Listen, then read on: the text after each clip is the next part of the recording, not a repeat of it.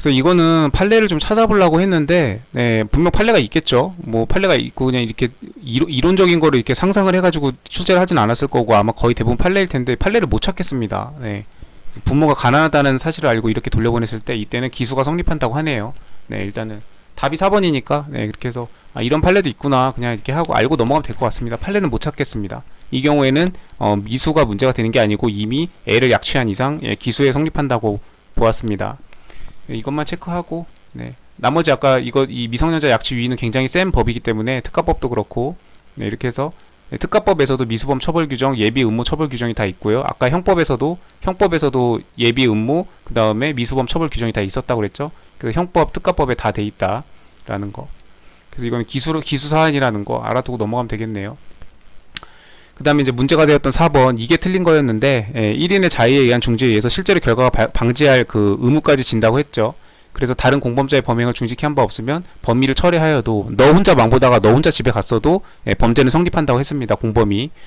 그렇기 때문에 집으로 들어가서 멱살 잡고 끌고 나와야 된다고 했어요. 공범을. 야 우리 이러면 안 돼 이러고 멱살 잡고 말로만 야 우리 이러면 안 돼 이렇게 하는 게 아니고 들어가서 멱살 잡고 끌고 범행을 못하게 멱살 잡고 끌고 나와야 됩니다. 자, 그랬을 때 중지 미수가 여기는 지금 실제로 결과를 방지했다고 했으니까 자의에 의한 중지 맞아요. 자, 그랬는데 중지하지 않은 다른 공범자는 이건 어떻게 할 거냐. 근데 아까 이 중지하지 않은 지금 얘가 같이 이렇게 해서 나왔으면은 같이 중지 미수가 인정이 됐을 텐데 지금 얘는 중지하지 않았다고 했으니까 다행히 실제로 결과는 다행히 막았지만 어쨌든 여기 중지하지 않은이라고 지금 되어 있죠. 이걸 놓쳤네요. 아까 읽을 때. 그러니까 이 문제를 꼼꼼히 읽어야 됩니다. 지문을. 중지하지 않은 다른 공범자는 네, 이때는 장애 미수라고 봐야겠죠. 예, 이 사람은 지금 계속 그 범죄를 저지를 생각이 있었던 거잖아요. 근데 지금 같이 하기로 한 공범이 마음을 고쳐먹고 이렇게 막아가지고 실제로 결과까지 방지를 했으니까 이 지금 마음을 고쳐먹은 공범 때문에 결과를 이루지 못한 것 뿐이지 지금 요놈은 지금 중지하지 않은 다른 공범자 요놈은 지금 중지하지 않고 여기 지금 중지하지 않고라고 나왔으니까 중지하지 않고 계속해서 지금 했지만 그 공범의 그 마음을 고쳐먹음으로 인해서 막아진 것 뿐이기 때문에 이때는 이제 장애미수로 이렇게 보는 거였습니다. 그렇게 해서 좀 이 판례들은 다른 공범자까지 자신만의 범위를 포기해가지고는 이때는 중지미수가 인정이 안 된다라는 거 우리가 익히 알고 있어야 되는 판례들이죠. 그래서 뭐 강간 사건 이런 거 있었죠. 이런 거 있었고 이제 공범과 중지미수의 범위에 대해서 교수님 책을 보면은 중지미수는 인적처벌 조각 사유나 책임 감경 사유입니다. 그 사람에 한해서 사람에게 건 바이 건으로 적용되는 거죠. 그렇기 때문에 지금 여기에서도 이 자해 중지에 의해서 실제로 결과를 방지한 이 공범에 대해서는 그 사람에게는 중지미수를 인정해주고 그렇지 않은 다른 중지하지 않은 이 사람에 대해서는 정답이 장애미수죠. 장애미수로 이렇게 인정을 한다는 거였죠. 때문에 인적 사람 바이 사람으로 적용이 되는 거였고 중지미수의 효과는 자의로 중지한 자에게만 미친다. 따라서 공동정범에 있어서 자의로 중지한 자는 중지미수가 되지만 여기까지는 이 사람은 중지미수 맞아요. 근데 중지하지 않은 다른 공범자는 얘는 중지 안 했으니까 다만 얘 때문에 결과가 될 수 없어서 장애가 된 것 뿐이죠. 이 사람이. 그러니까 공범이 이 범죄자에 대한 장애가 된 것 뿐이죠. 다른 공동정범은 장애미수가 된다. 이거를 지금 불능미수로 바꿨습니다. 그래서 이거에 대한 판례가 그 교수님 책에도 다 해당되는 판례들이 다 적시가 되어 있는데 얘는 적시가 없는 걸로 봐서 판례가 없는 건지 그리고 이런 문구가 나와 있는 판례를 찾아보려고 했는데 검색이 안 되네요. 아무튼 불능미수가 아니고 요게 틀렸습니다. 불능미수가 아니고 장애미수다. 이 사람은 중지 안 했으니까 하려고 했는데 이 공범이 마음을 고쳐먹는 바람에 결과가 이루어지지 못한 것 뿐이죠. 그래서 이 사람이 공범이 공범한테 장애가 된 것 뿐이지 이 사람 여기 중지하지 않으니라고 나왔으니까 이게 포인트였네요. 이 사람은 장애미수가 된 거죠. 장애 상황이 된 거죠. 배가 아프다고 해서 수술한 지 얼마 안 돼서 배가 아프다. 아이가 칭얼거리는 바람에 강간을 못한 거. 그런 것들 다 장애미수죠. 불을 질렀는데 불길이 너무 이렇게 했을 때 그럴 때 다 자의에 의한 중지미수 인정 안 되고 장애미수라는 거. 그 다음에 사람을 칼로 찔렀는데 막상 피가 나는 걸 보니까 너무 무서워서 그만두었다. 그런 거 자의에 의한 중지미수 아니고 다 장애미수다. 두려움, 불이 나서 두려움, 막 피가 철철 콸콸 쏟아지니까 무서움, 이런 것들은 다 장애미수라는 거. 이거 잘 기억해 줘야 될 것 같습니다. 그래서 이 판례도 명확히 이 판례를 몰랐다고 하더라도 이거에 대해서 정확히 판단을 했으면 답을 맞출 수 있었죠. 아까 1번하고 똑같네요. 맨 밑에다 답을 배치해가지고 이렇게 해서 어쨌든 덕분에 이렇게 정확하게 짚고 넘어가는 계기가 되었습니다. 마지막으로 이제 문제 5번 하루에 5문제씩 풀게요.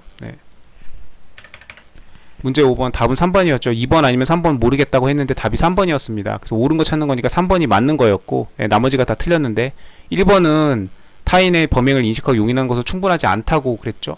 그래서 여기 판례를 보면은 공동 가공의 의사는 타인의 범행을 인식하면서도 이를 제지하지 않고 용인하는 것만으로는 부족하고, 네, 이 판례 문구가 그대로 떠올라가지고, 예, 이게 아니라고 아까 설명했습니다.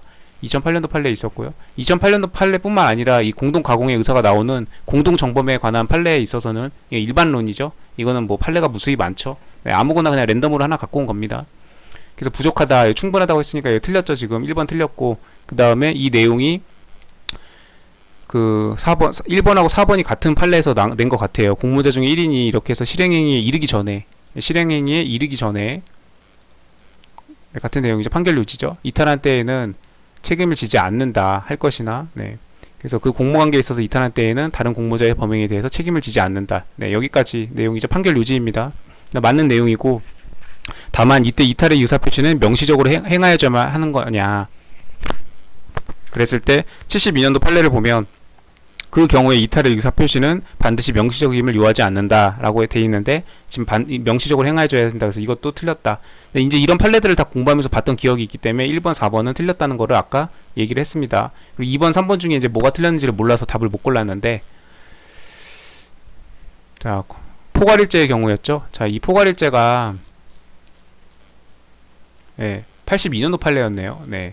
포괄적 일제 일부 가담과 성립 범위에 대해서 다번 판결 요지를 보면, 포괄적 일제 일부의 공동정범으로 가담한 자는 비록 그가 그때 이미 이루어진 종전의 범행을 알았다고 할지라도 안 건 안 거고, 내가 참여한 거는 참여한 시점 이후부터만 책임을 진다 이거죠. 그래서 가담 이후의 범행에 대해서만 공동정범으로 책임을 진다. 그래서 공동정범이 성립하는 건 맞는데, 이때 공범자의 가담 이전의 범행에 대하여도 책임을 진다고 했으니까 지금 틀렸죠. 그래서 2번이 틀렸네요. 2번도. 네, 그래서 답은 3번이 옳은 거 찾는 거니까 답이 3번이었어요. 이렇게 해서 가담 이후의 범행에 대해서만, 이게 지금 뭐였냐면 이 포괄일제가 희로봉 제조였습니다. 그래서 연속된 제조 행위, 마약을 제조하는 행위였는데 이때 도중에 그 가담을 한 거였어요. 이랬을 때 그 사람이 가담할 때 이미 지금 그 마약 제조를 하고 있다는 거는 그 범죄 행위라는 걸 알고 있었겠죠. 하지만 그건 알고 있었던 건 알고 있었던 거고, 그 전에 행위까지 책임을 질 수는 없다. 이게 포괄일제라 하더라도.